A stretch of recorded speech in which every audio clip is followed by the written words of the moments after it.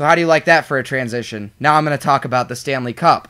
For those who actually will care about hockey here, that does start Saturday, where the Chicago Blackhawks will be playing the Philadelphia Flyers in a battle to see who can score the most points on each other.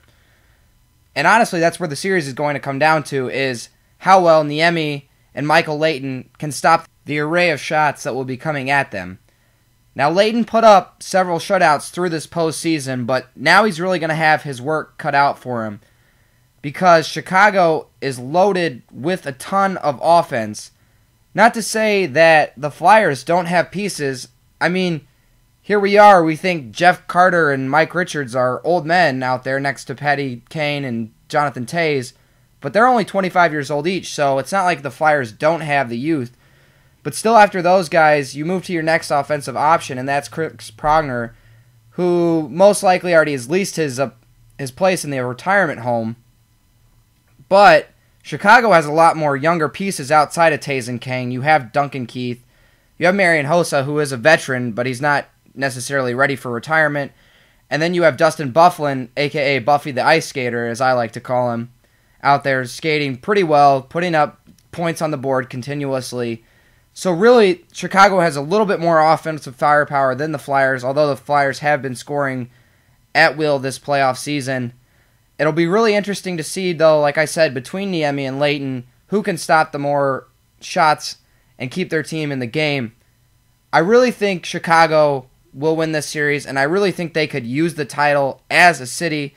I mean, obviously, the White Sox won the World Series in 2005, but for Chicago, that's kind of like winning the WNBA title for them. Not a whole lot of people cared. Realistically, that town is a Cubs first town. But I think this series could be won in 5 games by the Blackhawks. Like I said, they have a lot of offensive firepower compared to the Flyers. I just think they've been the stronger team all year. The Flyers really just came on strong near the end of the season. I mean, they are the 7th seed coming out of the East, so it's not like they were a great team all season, as opposed to the Blackhawks, who were the first overall team for a while there and then ended up losing it towards the end of the season to the San Jose Sharks, which they actually beat in that Western Conference final. So I think Philly can get 1 game at home. That's why I said that they'll win it in 5. But I think Chicago will close it out in the United Center for their first Cup title since 1961. Now there's one more prediction I want to make here, and that's my quick Indy 500 prediction. Now, for those of you who don't know what the Indy 500 is, it's what we have in Indiana between our cornfields, cows, and Peyton Manning's commercial studios. We have a racetrack known as the Indianapolis Motor Speedway, where they have a race held by the IRL, which is the Indy Racing League. And this race is, quote-unquote, the greatest spectacle in racing. Now, I don't really feel like that. As someone who's been to it multiple times, it's more or less what they should call home of the greatest traffic jams in history. I prefer watching the Kentucky Derby as a racing event as opposed to the 500, but it's still, it's still a fun event to be at. It's not as alcohol-ridden as NASCAR, so people can get more into it. It's more of a family environment. The big thing with the race this year, though, is that you have Helio Castroneves, who won the pole for his 2nd year in a row. He's going to be looking to win his record-tying 4th Indy 500 title, and he'd be the youngest driver to ever do this.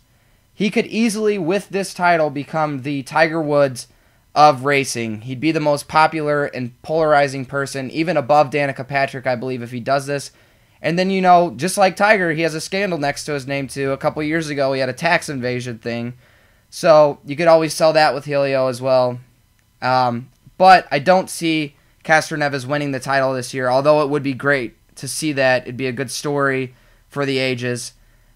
Now, my pick would have been Tony Kanaan, but after a terrible pole day where he crashed his car and then he crashed again, he finally qualified for the second-to-last spot. So at that point, it just kind of seems like his best finish would probably be around 15 to 20. Obviously, I'm not going to go with a guy that I feel like will be in that place. So my winner has become Scott Dixon.